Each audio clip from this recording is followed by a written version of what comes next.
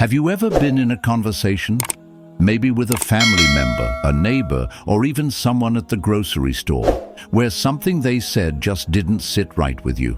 Not because they raised their voice or used a harsh word, but because of the way they dismissed you, like your thoughts didn't matter, like your presence didn't carry the same weight it once did.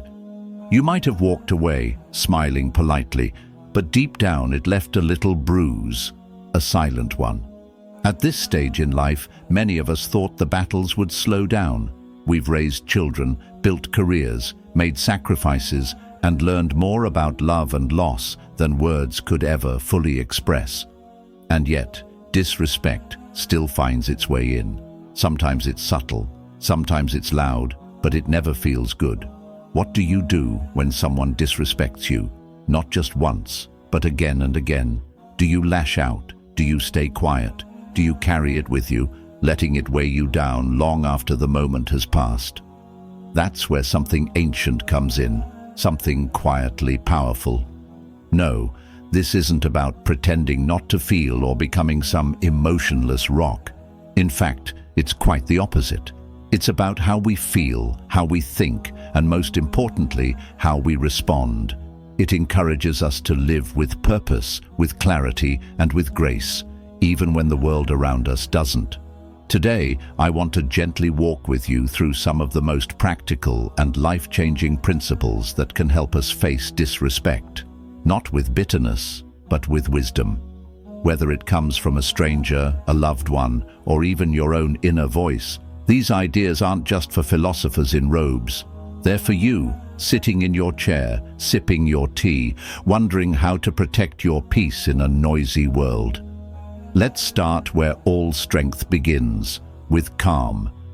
When someone disrespects you, especially unexpectedly, the first wave that hits is emotional: anger, hurt, confusion, and it's normal. But the truth is, the event itself isn't what upsets us. It's how we think about the event.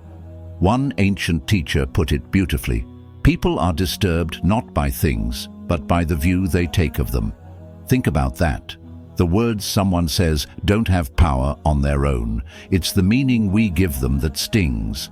So the first step truly is to breathe, not just figuratively, but really pause and take a breath. When your mind wants to jump to defense or replay the scene over and over, pause instead. Don't hand over your peace so quickly. Their words might be sharp, but they don't define who you are. You get to choose what you hold on to and what you let go. Now, once the moment has passed and your heart has settled a little, that's when the second principle becomes your friend: self-reflection.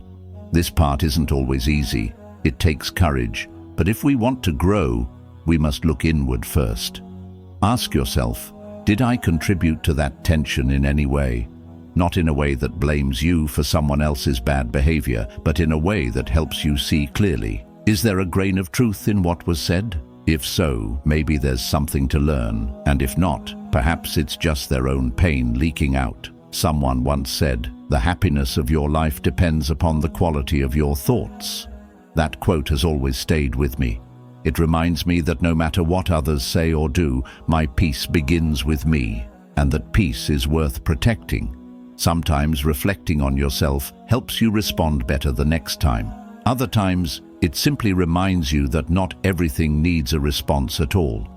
But let's be honest, there are moments when it's not just one comment or a bad day. It's repeated disrespect over time, and it wears you down. That's when this third principle becomes essential. Learn to pause, not just for a breath, but for control.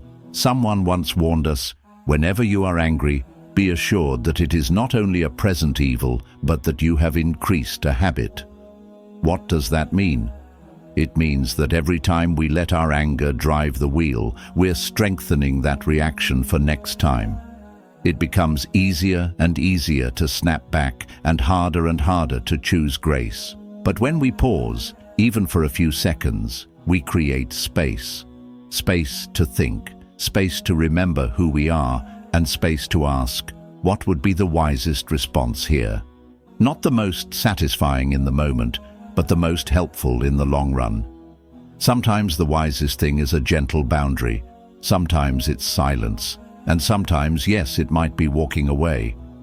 Pausing isn't weakness. It's strength with intention. And while we're talking about people and their actions, let me gently offer this. The people who hurt us are often hurting themselves. Not always, but often. That's where empathy comes in. And I know that word can be hard to swallow when you've been deeply hurt.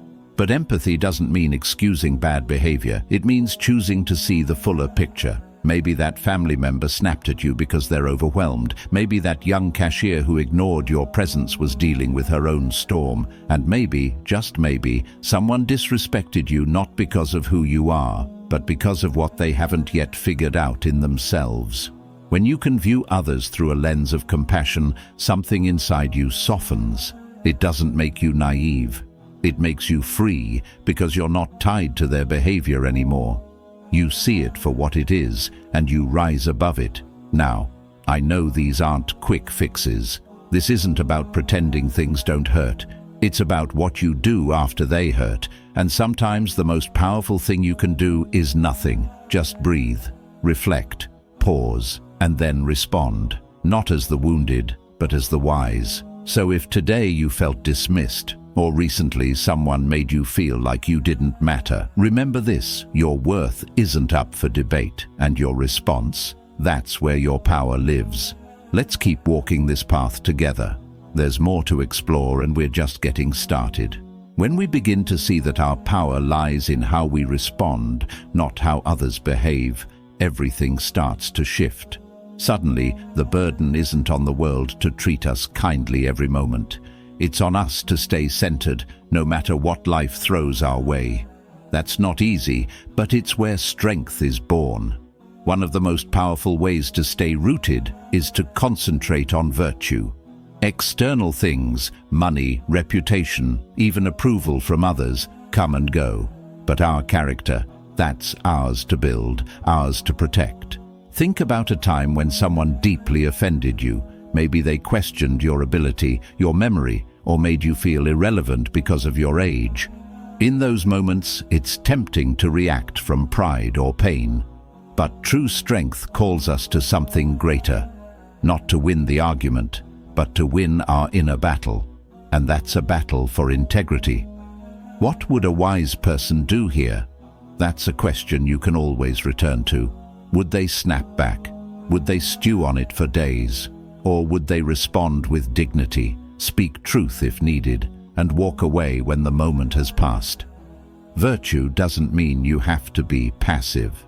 It means being deliberate, grounded. It means choosing courage when you want to hide, choosing calm when you want to explode, choosing truth even when it's hard. In a world that too often rewards noise, living with quiet virtue becomes its own kind of rebellion, and it's one that brings peace. Still, I know that even with all the wisdom in the world, there are times when things just hurt. The disrespect lingers, and you feel it pulling on your peace, like a weight you didn't ask to carry. That's when another principle comes forward, one that may be the hardest to accept and the most liberating: acceptance. There's a deep calm that comes from understanding what you can control and what you can't. This idea is known as the dichotomy of control, and it's beautifully simple. You can't control other people, not their moods, not their opinions, not their tone, but you can control your own mind, your actions, and your reactions. Now, this doesn't mean we roll over when mistreated. It means we stop giving our peace away to things we were never meant to carry. If someone speaks harshly to you, you don't have to agree. You don't have to absorb it.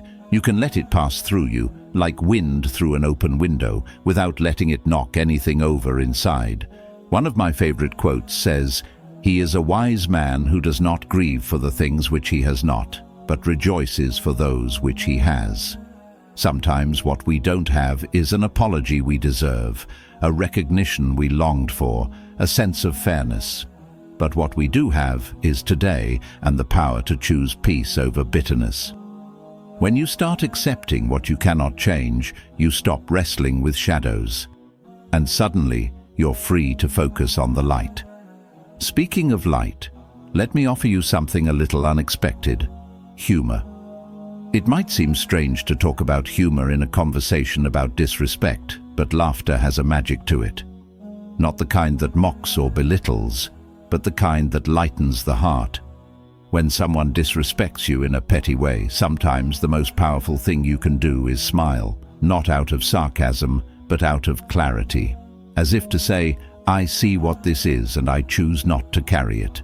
Someone once said it well, you have mastered yourself when you know how to deal with what you should not take seriously. There's wisdom in not making everything heavy. Some things really aren't worth your energy. And when you can chuckle, shrug it off, or tell yourself a small joke that reminds you to keep perspective, you're not losing control, you're claiming it. Imagine being at a family dinner and someone makes a snide remark. Instead of stewing, you respond with a light-hearted, kind jab that eases the tension. Or maybe you just smile, knowing that some comments say more about the speaker than about you. Humor won't solve every situation, but it can soften many of them.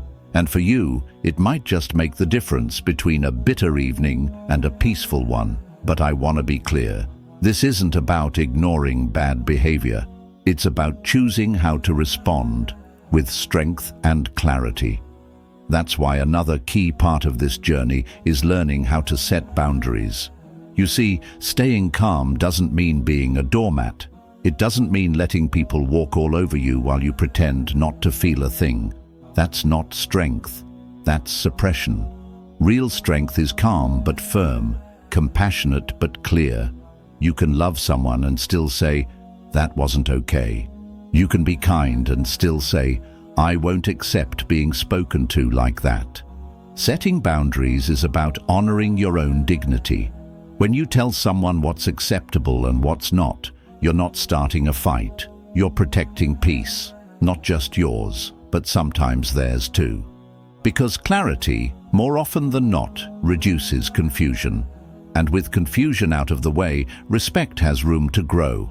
It can be as simple as saying, I'd like to continue this conversation when we're both calm, or I hear what you're saying, but I won't tolerate being insulted. These words don't come from anger. They come from self-respect, from wisdom. And if you're worried you'll seem too assertive, let me say this. You've lived long enough to know what you deserve. Speak it. What's beautiful about this approach is that it doesn't ask you to pretend disrespect didn't happen. Stronger, not force, not rage, but clarity. Kindness and firmness that says, I know who I am, and I don't need your approval to prove it. Let's take a breath together, right here. If any of this has stirred something in you, that's okay. It means you're still growing, still learning, still rising. And that journey continues when you begin to stand tall in your own values, when you draw your boundaries with calm conviction and speak with clarity, not anger. Something remarkable happens. You no longer feel like a victim of disrespect. You begin to see yourself as the author of your response, and that shift alone can change the tone of your relationships and even the course of your day. But here's something else that matters deeply, perhaps more than we admit. Especially as we grow older, forgiveness. Now, I understand forgiveness isn't always easy. Sometimes the wounds are still fresh. Other times they're so old, you wonder why they still ache. A comment someone made years ago, a cold shoulder that never warmed again, a betrayal that changed everything. You may have pushed it aside, but every now and then it still stirs. Forgiveness isn't really for the other person. It's for us. It's about releasing ourselves from the weight of resentment, the bitterness that slowly erodes our peace. Think of forgiveness not as forgetting or excusing the behavior, but as refusing to let it poison your spirit. We cannot control how others behave, but we can always choose how we respond. Forgiveness is one of those responses. It's an act of strength, not surrender. It says, I will not let your actions determine my peace. And it frees you. It opens a door where healing can walk in. Maybe that person never apologized. Maybe they still don't understand how they hurt you. That's hard, I know, but the gift of forgiveness doesn't depend on them. It depends on your willingness to choose light over darkness, compassion over anger, peace over punishment. Forgiveness doesn't mean you have to let someone back in. It means you're clearing the space in your own heart so you can breathe again. It means moving forward, lighter than you were yesterday. And that, my friend, is a gift worth giving yourself. Now, sometimes, even after we've reflected, forgiven, and stood our ground, disrespect still stings. That's when it helps to take a step back and look at the bigger picture, to shift your perspective. Someone once wrote, "Our life is what our thoughts make it." In other words, how you interpret the moment shapes your entire experience of it. So if someone disrespects you, pause and ask yourself, does this moment really define me? Does this opinion truly matter in the larger story of my life? Picture your life like a wide, flowing river. Each encounter, kind or unkind, is a stone tossed in. Some make bigger splashes than others, but they all pass. They sink, and the river keeps flowing. Don't let a single rude word stop your current. Don't give a small person the power to reroute your peace. Often what looks like disrespect is actually someone else's pain in disguise. Their harsh words a reflection of their own frustration, their coldness, maybe it's rooted in fear or a sense of inadequacy. It doesn't make the behavior acceptable, but it does remind you that it's not about you. And here's something powerful. When you change your perspective, you stop asking, "Why did they treat me like that?" and start wondering, "What can I learn from this?" Maybe it teaches you patience or discernment or reminds you of your own strength. Every moment becomes a chance to grow wiser, calmer, better. By the time we reach this season of life, our 60s, 70s, even 80s, we've seen a lot. We've been loved deeply and perhaps hurt just as deeply. We've known silence where there should have been connection, and we've seen kindness in places we never expected. Through it all, we've grown. And here's what I want you to remember with every part of your being. You are not defined by the way others treat you. You are defined by how you carry yourself, how you choose to show up each day, and the strength you show, even when no one else notices. This isn't about hiding your emotions. It's about managing them with wisdom. It's about pausing, reflecting, choosing virtue, and living from the inside out, not the outside in. And that, dear friend, is something you've already been doing, maybe without even knowing it. If you've ever kept your cool when someone tried to provoke you, that's real strength.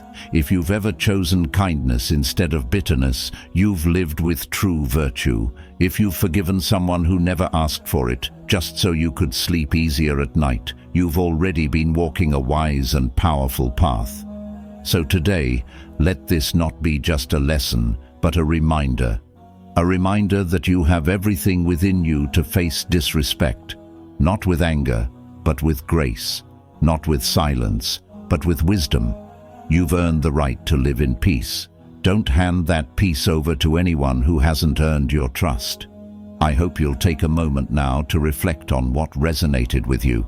Maybe even share your thoughts or a personal story in the comments below. This channel is a place where wisdom and experience are honored, and your voice is always welcome here.